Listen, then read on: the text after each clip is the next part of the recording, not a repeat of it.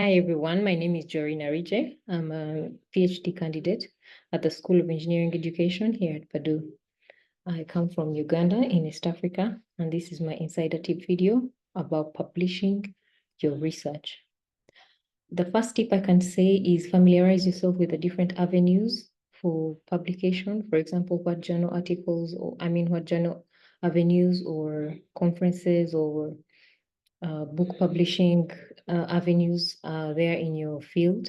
And with this knowledge, you're able to stay on top of the requirements and the deadlines, and it allows you to plan ahead and also discuss the different opportunities with your advisor. The second tip is make sure that your paper and your article meets the submission requirements for the journal and conference you're targeting. This can include formatting, word count, citation, and be proactive and regularly reviewing your work and revising your manuscript to make sure it stays in top shape for the publication submission.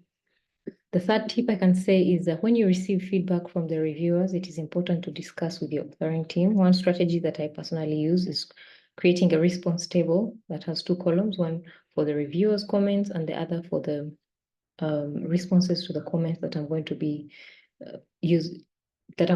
adding to address the reviewers' comments.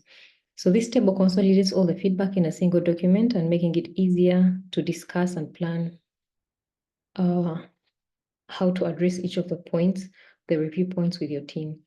And this approach ensures that all the feedback is properly addressed, and it can sometimes be shared with the reviewing chair if further correspondence is needed regarding your feedback.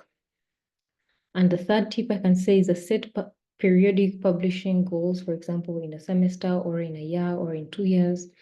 And using those goals, you can review your progress with your advisor. And depending on the field, journals, conferences, and books may be prioritized differently. So discuss these priorities with your advisor and set feasible and manageable goals. Since different types of manuscripts have varying timelines for acceptance and publication, it is helpful that you create a publishing pipeline. For example, if some articles are under review, some of the other articles or manuscripts you can be working on in development.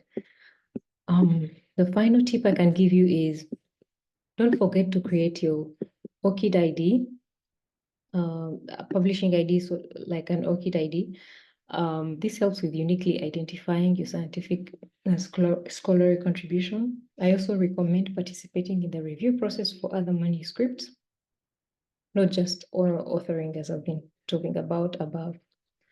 Reviewing helps you stay informed about what others are working on in your field, and it also hones your reviewing skills. And most importantly, make sure to celebrate every milestone of your publication journey, from ideation to analysis, to writing, to addressing feedback, to corresponding with the different avenues, journals, books, papers, or posters.